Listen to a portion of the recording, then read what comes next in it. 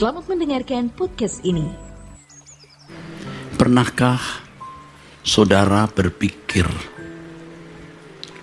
seberapa tulus Allah mengasihi kita? Seberapa tulus Allah mencintai kita? Seberapa penuh, seberapa bulat, seberapa utuh Allah mengasihi kita? Coba pikirkan, pertimbangkan, saudara. Dan tentu saja jawabnya adalah Allah mengasihi kita dengan ketulusan yang sempurna. Allah mengasihi kita segenap hati, sebulat-bulatnya, sepenuh-penuhnya, saudaraku. Tidak diragukan kesempurnaan kasih cinta Tuhan kepada kita. Sekarang masalahnya, saudaraku, apa balasan kita? Apa balasan kita? Pertanyaan yang juga kita harus ajukan, tentu untuk diri kita sendiri, bukan untuk orang lain. Seberapa tulus kita mencintai Tuhan? Artinya, apakah kita mencintai Tuhan karena memang kita mencintai Dia? Bukan karena kita melirik berkat-berkat jasmani, bukan karena kita mengharapkan mujizat, tetapi karena kita memang mencintai Dia. Sebab Tuhan telah terlebih dahulu mencintai kita dengan cinta yang tulus dan bulat hati, saudara. Jadi kita mencintai Tuhan karena Tuhan terlebih dahulu mencintai kita. Tentu Tuhan mencintai kita tanpa pamrih. Artinya Tuhan bukan mau memanfaatkan kita. Ya, demikian pula cinta kita kepada Tuhan mestinya juga harus tanpa pamrih. Bukan karena ada motif-motif tertentu. Tetapi cinta kita kepada Tuhan, cinta karena kita benar-benar mau membahagiakan Dia, menyenangkan hati Dia. Mencintai Tuhan bukan sesuatu yang mudah, saudaraku. Menyanyi lagu yang memuat syair, aku mencintai Engkau Tuhan, mudah sekali diucapkan dan dinyanyikan, saudara. Tetapi untuk benar-benar menggelar hidup dalam cinta kepada Tuhan yang tulus dan bulat, itu tidak mudah, saudara. Nah, di sini terjadi proses sebenarnya. Ada proses yang harus berlangsung atau terjadi, saudara. Jadi tidak dalam satu hari kita bisa mencintai Tuhan secara benar. Tidak dalam satu hari kita bisa mencintai Tuhan dengan cinta yang berkualitas. Seperti anak kita, ketika masih kanak-kanak, apakah anak kita mencintai kita? Tentu kita ajari berkata sayang mami. Ayo bilang sayang mami. Ayo ucapkan nak sayang papi.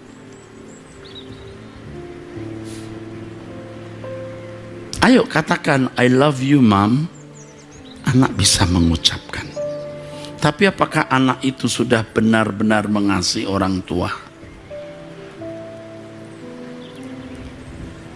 Perlu bertumbuh. Artinya perlu pertumbuhan. Anak-anak dewasa mengerti apa itu hidup, mengerti visi dan misi orang tua,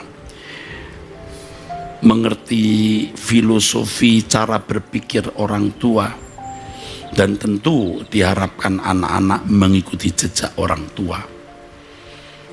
Dan ketika anak-anak mengikuti jejak orang tua, menuruti apa yang orang tua perintahkan, menerima didikan orang tua, lalu anak menjadi seperti yang diinginkan oleh orang tua senang, orang tua bahagia. Dan akhirnya bukan untuk orang tua itu, karena orang tua akhirnya meninggal dunia, tapi demi kelangsungan hidup, kebahagiaan anak. Nah, anak-anak yang bertumbuh dewasa ya akan memiliki cinta kepada orang tua dengan cinta yang dewasa. Nah, kita harus bertumbuh dewasa, saudaraku. Ya, pertumbuhan kedewasaan kita bukan hanya dibangun dari pikiran yang diisi oleh doktrin, tetapi pikiran yang diisi oleh kebenaran firman yang implikatif. Artinya ada penerapannya secara konkret, dan seseorang menerapkan secara konkret, saudaraku. Ya, menerapkan secara konkret kebenaran yang dia dengar tersebut. Seiring perjalanan waktu yang dialami oleh orang Kristen, seiring itu pula didikan Allah berikan kepada orang tersebut, maka ia menjadi dewasa. Seiring dengan kedewasaannya, maka cinta kepada Tuhan akan berkembang, saudaraku, akan bertumbuh. Baru, saudaraku, cintanya makin dewasa. Nah, kalau sudah dewasa, bisa menikah. Kalau belum dewasa, belum bisa menikah. Kenapa? Ya, tidak akan harmoni dengan pasangan hidupnya. Kalau seseorang itu masih egois, ya, sudah tua masih punya hobi-hobi yang membuat ia tidak pernah matang secara mental, membuang waktu dengan sia-sia. Ini biasanya kalaupun menikah tidak membawa kebahagiaan bagi istrinya. Ini kalau pria ya, saudara. Dia harus bertumbuh dewasa sehingga cintanya kepada orang tua makin tulus, bulat, dan dia bisa menikah. Dan pernikahannya pun membahagiakan orang tua. Demikian pula Bapa di surga mendidik kita. Mendidik kita sehingga kita menjadi dewasa, ya, memiliki kedewasaan rohani, dan kedewasaan kita itu standar atau ukurannya adalah Yesus. Ya, menjadi serupa dengan Yesus. Dan jika orang percaya itu dewasa, barulah ia bisa menjadi mempelai Yesus. Ya, baru seimbang dengan Yesus. Seimbang dengan Tuhan kita Yesus Kristus yang nanti akan menerima kemuliaan bersama-sama dengan orang yang menderita bersama-sama dengan Dia. Tentu orang-orang yang bertumbuh dewasa sehingga bisa dipercayai memikul salib atau penderitaan yang diderita karena atau demi kepentingan orang lain atau demi keselamatan, saudara. Bapak mendidik anak-anaknya menjadi dewasa. Setelah dewasa, saudara, anak-anak Allah ini baru bisa menjadi mempelai Tuhan. Itulah sebabnya Paulus, saudaraku, mengatakan di dalam suratnya, aku takut kalau pikiran kamu disesatkan dari kesetiaan kamu yang sejati kepada Kristus, sama seperti Hawa diperdayakan oleh ular itu dengan kelicikannya.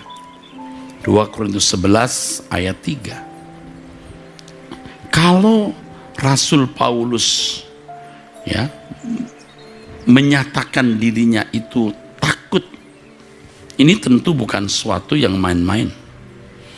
Ini bahaya yang harus ditengarai dengan serius, harus diperhatikan dengan serius, saudaraku. Ya, seperti Hawa diperdaya oleh ular dengan kelicikannya. Nah, ada orang-orang Kristen yang diperdaya oleh ular, merasa mengasihi Allah padahal tidak, merasa sudah bertumbuh padahal belum. Dan orang-orang seperti ini kadang-kadang, saudara, kalau sudah ditambah dengan uangnya banyak, punya kedudukan, sudah susah diajar orang. Kalau merasa diri sudah benar, merasa rohani, juga kaya, sudah susah dibentuk.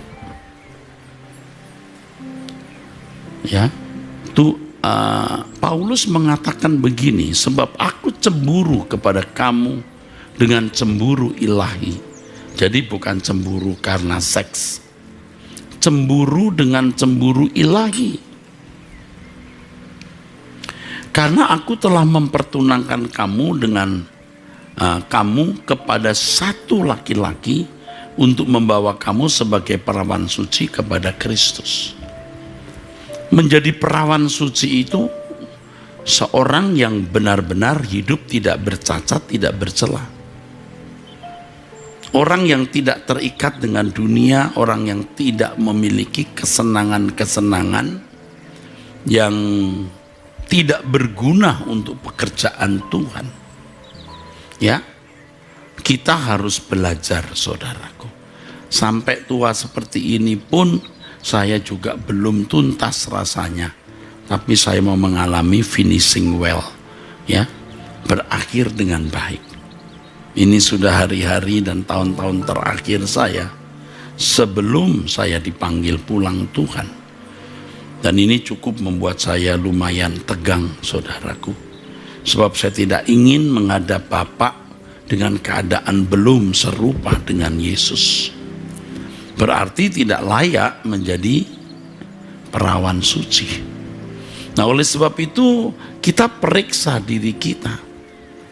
Kita periksa dengan seksama. Apakah kita benar-benar mengasihi Tuhan dengan tulus atau tidak?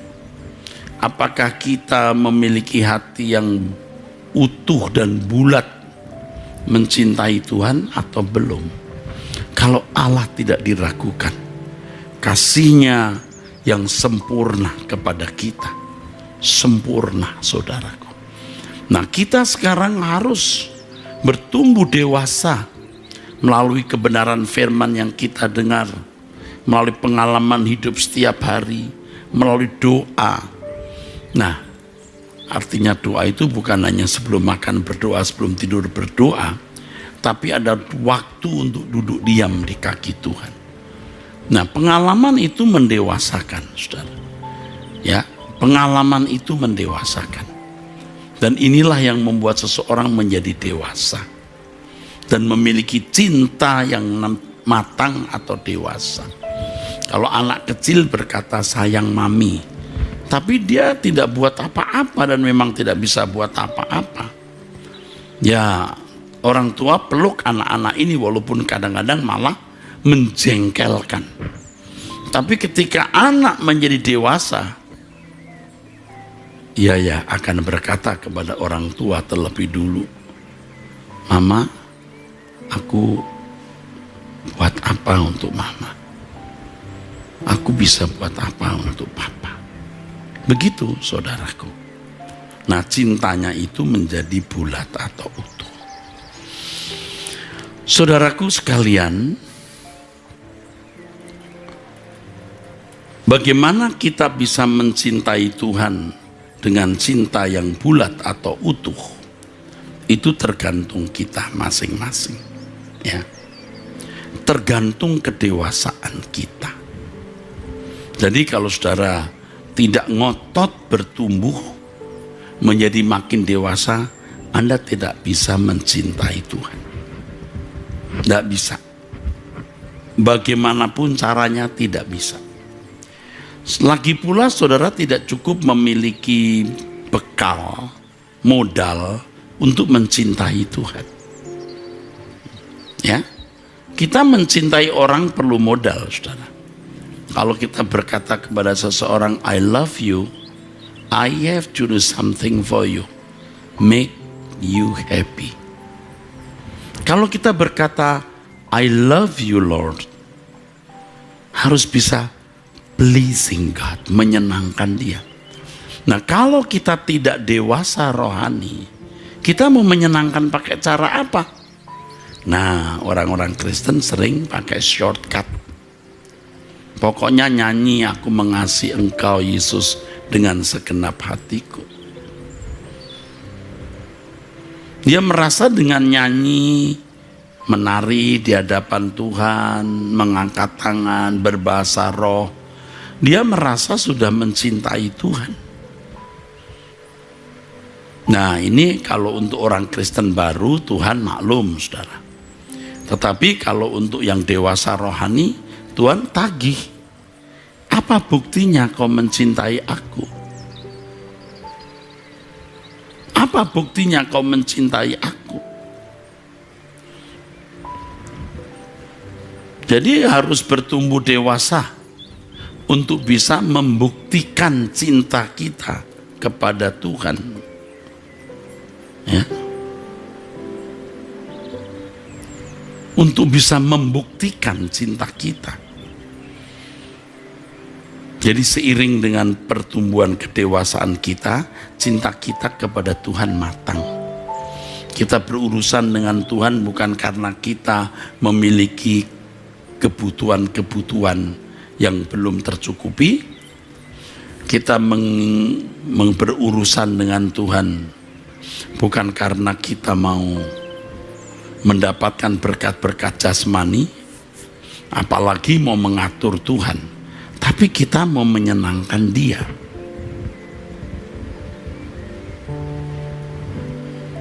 Kita mau mencintai Dia, saudaraku. Jadi cinta yang dewasa, ini namanya cinta yang dewasa.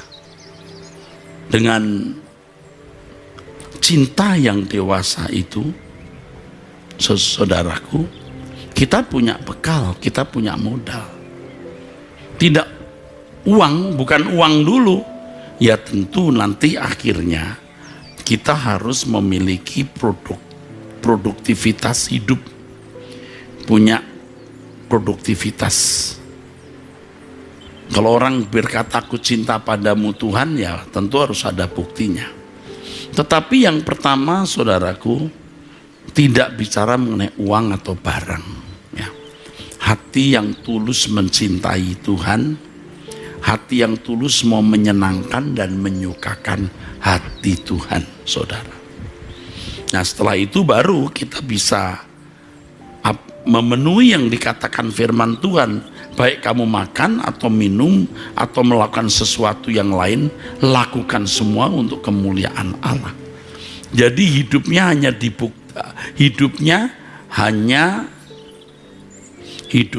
hanya menyenangkan hati Tuhan.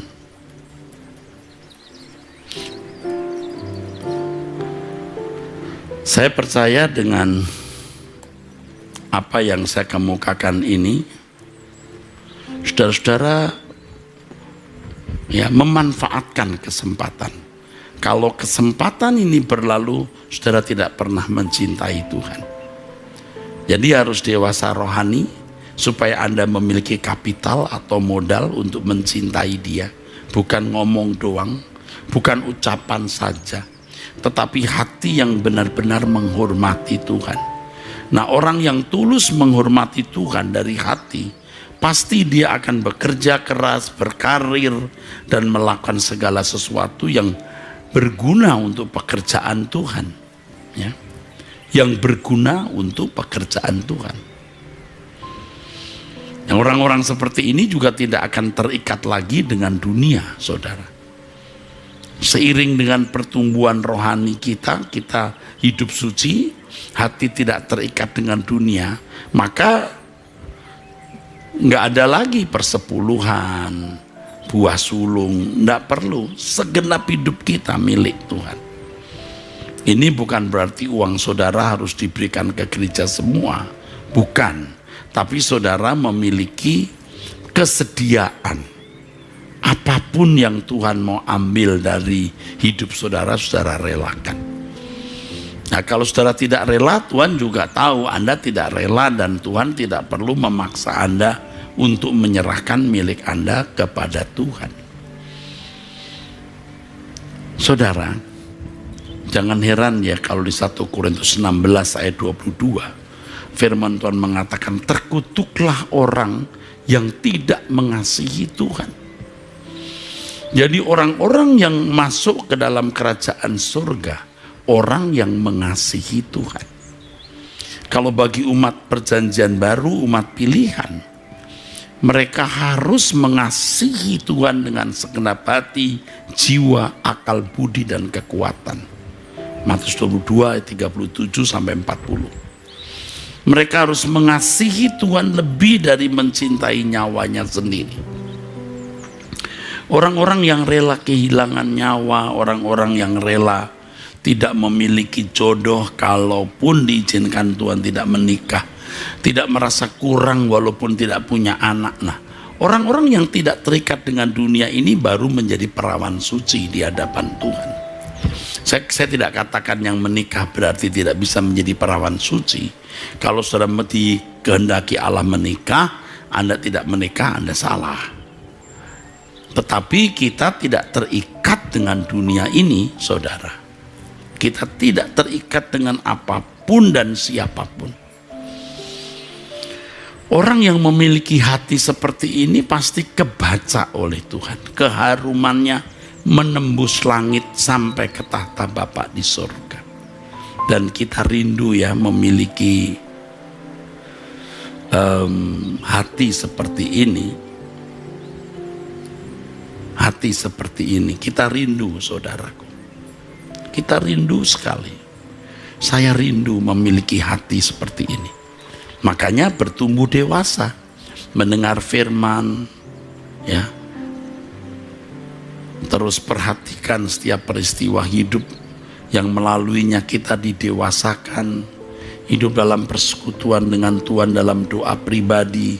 Semua itu sinergi membuat kita bertumbuh sampai kita memiliki hati yang pecah. Seperti lagu yang tadi saya nyanyikan, ku mengasihimu. Tuhan lihat hati kita benar nggak? Ku menghormatimu. Walaupun kita belum punya uang, kita belum bisa memberi uang, tetapi hati kita mengasihi dan menghormati Tuhan, itu menyenangkan. Dan tentu orang yang sungguh-sungguh mengasihi Tuhan ini nanti akhirnya bisa memenuhi yang dikatakan firman Tuhan, baik makan atau minum atau melakukan sesuatu, dia lakukan semua untuk kemuliaan Allah. Ketika kita bertumbuh dewasa, hati kita mengasihi Tuhan, menghormati Tuhan, itu sudah merupakan persembahan yang tidak pernah berhenti, keharuman yang terus menerus. Dan hati yang benar-benar mengasihi Tuhan ini pasti diterjemahkan dalam perbuatan, baik makan atau minum atau melakukan sesuatu yang lain, kita lakukan untuk kemuliaan Tuhan, ya. Jadi Bapak Ibu Saudaraku, ini harus kita lakukan. Kita harus putuskan apakah kita mau bertumbuh dewasa agar kita bisa mengasihi Tuhan secara utuh, penuh, tulus, dan menjadi kekasih Tuhan atau menjadi mempelai Tuhan, Atau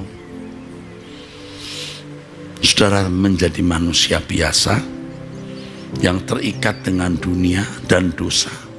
Lalu berlaku firman, terkutuklah orang yang tidak mengasihi Tuhan. Kalau dibalik, ayat itu berbunyi, diberkatilah orang yang mengasihi Tuhan. Saya berharap dengan pemberitaan firman ini saudara mau berubah. Dan saya sering mengatakan dan saya akan selalu mengatakan bahwa 70 tahun umur hidup kita di dunia ini kesempatan untuk menemukan kekasih abadi. Oh, tentu Allah tidak mau bertepuk sebelah tangan. Kalau ia mengasihi seseorang, ia menghendaki orang itu juga mengasihi dia. Mengasihi Tuhan dengan sungguh-sungguh. Baru seimbang, saudara. Tadi saya beritahukan kepada saudara, kalau masih kanak-kanak cintanya belum matang. Tapi orang tua sambut saja. Ia menghendaki anak ini bertumbuh dewasa dalam penurutan kepada orang tua. Yang akhirnya untuk kepentingan anak itu sendiri, bukan? Karena orang tua meninggal. Nah, anak ini bisa mandiri, bisa menikah demi kebahagiaan anak itu sendiri. Bapa di surga mendidik kita supaya kita serupa dengan Yesus. Makanya di dalam Roma pasal 8 ayat 28-29, Allah ini Bapa turut bekerja dalam segala hal, mendatangkan kebaikan bagi mereka yang mengasihi. Ingat, yang mengasihi, agar mereka menjadi serupa dengan anaknya. Tadi kita sudah membaca dalam 2 Korintus pasal 11, kita menjadi mempelai Tuhan Yesus. Jadi Bapak dewasakan kita, kita dewasa, kita menjadi mempelai anaknya. Ini anugerah yang tiada tara, saudaraku. Ya, saya percaya kalau kita sungguh-sungguh memenuhi hal ini, kita memiliki kehidupan yang benar-benar berkualitas. Ini perlu perjuangan, ini pilihan, saudara. Jadi kaum ibu, kaum wanita, jangan hanyut dengan masalah-masalah hidup. Sebab masalah hidup tidak akan pernah habis. Satu masalah lewat, masalah berikut muncul. Masalah berikut selesai, berikutnya ada masalah lagi. Mengapa kita tidak mendewasakan diri sampai memiliki kedewasaan yang baik, yang benar di mata Allah? Cinta kasih kita kepada Tuhan menjadi matang. Kalaupun kita belum bisa memberi sesuatu, hati kita ini mencintai Dia, sehingga kita bisa memenuhi yang dikatakan firman, baik kamu makan atau minum atau melakukan sesuatu yang lain, lakukan semua untuk kemuliaan Allah. Nah, itu baru kita menjadi keharuman yang tidak pernah berhenti. Satu yang membuat kita, satu hal yang paling membuat kita tidak bisa menjadi kekasih Allah, kalau kita masih mengharapkan ada kesenangan atau kebahagiaan dari sumber lain.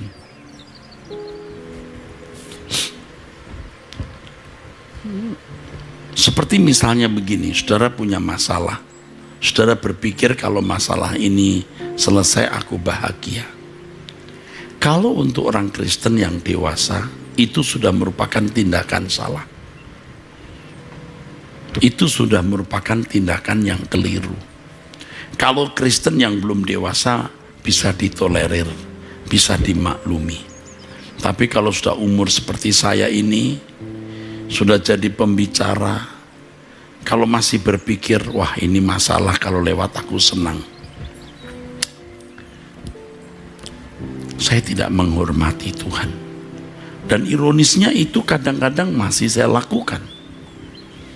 Tuhan, kenapa ya ada masalah begini? Tuhan, kenapa ya ada masalah itu?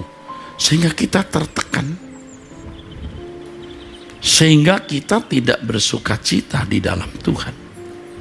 Beberapa waktu yang lalu saya mendengar suara di dalam hati saya, kenapa kamu tidak bersukacita di dalam aku?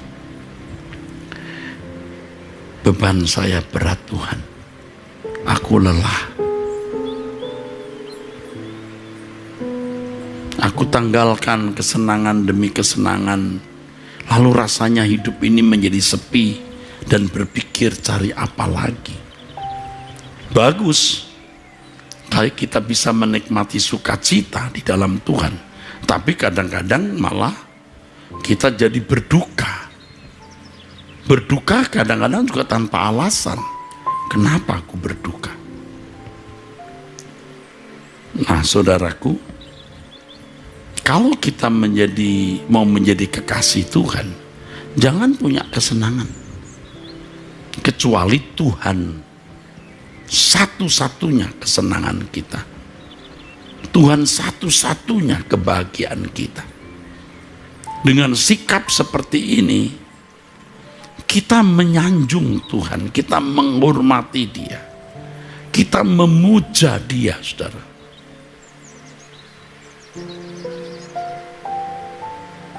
Ini seperti wanita yang mengurapi Tuhan dengan minyak wangi. Dia memecahkan bulir botol, maksud saya, memecahkan botol minyak narwastunya, ditumpahkan semua. Salah satu analis Alkitab mengatakan dia seorang yang sekarang disebut sebagai pekerja seks komersial, seorang PSK. Hidupnya telah disia-siakan. Pasti di masyarakat yang menjunjung tinggi moral dan kuat dalam beragama, wanita seperti ini wanita yang dianggap sebagai orang buangan, outcast. Tapi dia tidak peduli, demi uang dia melakukan profesi itu. Nah, sekarang dia meninggalkan profesi itu. Kenapa? Dia nangis dekat kaki Yesus. Tuhan tahu dia bertobat, makanya Tuhan berkata, dosanya yang banyak diampuni. Itu bertobat. Nah, yang luar biasa adalah dia memecahkan botol narwastunya. Habis. Satu-satunya miliknya. Tuhan mengatakan di mana Injil diberitakan, perbuatan wanita ini akan diingat. Siapa dia?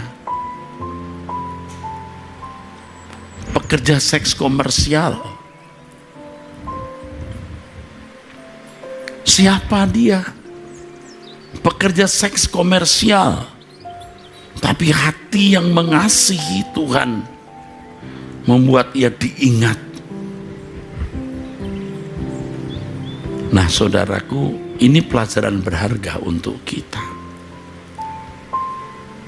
Hari-hari ini saya makin merenungkan, apakah ada sesuatu yang masih memikat hatiku dan kuharapkan bisa membahagiakan aku, atau saya masih memiliki kesenangan-kesenangan yang itu menjadi berhala atau Allah lain di hadapan Bapa. Harus kulepaskan semua.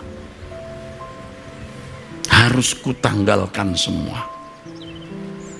Dan saya mengajak saudara-saudara sekalian menjadi perawan suci di hadapan Allah. Walaupun ini mustahil bagi kita, mustahil bagi manusia, tapi tidak mustahil bagi Allah. Tuhan akan memberikan pimpinan kepada saudara bagaimana bisa memiliki kehidupan yang menjadikan Tuhan sebagai kekasih ini. Bisa. Makanya nekat saudaraku, nekat. Ya, tidak dibutuhkan uang, penampilan atau pendidikan, tapi hati yang tulus mau mengasihi Tuhan. Dia sudah mengasihi dengan tulus dan segenapnya. Kita sekarang dengan tulus dan segenapnya. Dan untuk itu memang perlu bertumbuh dewasa. Pertumbuhan kedewasaan rohani otomatis kok membuat kita itu bisa mencintai Tuhan dengan otomatis. Dan kita punya modal untuk itu. Modalnya apa? Hati yang mengasihi Dia. Kalaupun kita belum bisa memberi uang, memberi apa-apa, pujian kita sudah harum. Bahkan kita bisa mewujudkan yang dikatakan oleh firman, mewujudkan firman, baik kau makan atau minum atau melakukan sesuatu yang lain, ya, lakukan semua untuk kemuliaan Tuhan. Saudara harus berani ya. Kalau tidak berani tidak bisa. Harus nekat-nekat, senekat-nekatnya, senekat-nekatnya mencintai Tuhan, tidak memiliki kesenangan apapun selain Tuhan dan kerajaannya. Kalaupun kita memiliki hobi atau kesenangan apapun ya, itu pun Tuhan ikut menikmatinya dan itu bisa berguna untuk pekerjaan Tuhan, bukan sekedar kita lagi senang-senang. Jangan menggunakan kalimat yang orang sering gunakan. Orang berkata, kita masih manusia, namanya juga manusia. Kita bukan manusia biasa, kita manusia Allah. Kita mempelai Tuhan, kita menantu dari Allah Bapa. Allah semesta alam yang menciptakan langit dan bumi supaya kita mendampingi putranya di dalam kerajaan surga. Jadi kita sungguh-sungguh beruntung. Saudara harus tahu, saya juga manusia seperti saudara yang juga bisa memiliki perasaan kecut, kecil hati waktu menghadapi hal-hal yang sulit yang rasanya kita tidak bisa menangani atau menanggulangi. Tetapi hal itu tidak menyurutkan hati kita mengasihi Tuhan. Dan kita percaya Allah yang hidup, Allah yang akan pasti mendampingi kita. Apalagi kita ini kekasih Tuhan Yesus. Kita kekasih dari Bapa di surga. Wah, Dia tidak akan meninggalkan kita. Jadi kita bersuka cita di dalam Tuhan apapun yang terjadi. Walaupun kita letih, kita lelah, kita nampak kusut, tapi ada sukacita yang tidak terungkap dengan kata-kata di dalam jiwa kita. Kalau kita mengembangkan cinta kita dan terus bertekad mencintai Tuhan, kita bertumbuh dewasa, saudaraku. Kita pasti akan merindukan Tuhan dengan benar. Bukan asal bicara, betul-betul kita merindukan Tuhan. Aku ingin Tuhan memandang wajah-Mu, Tuhan Yesus maksudnya. Dan Engkau melihat, Engkau memandang wajah-Ku.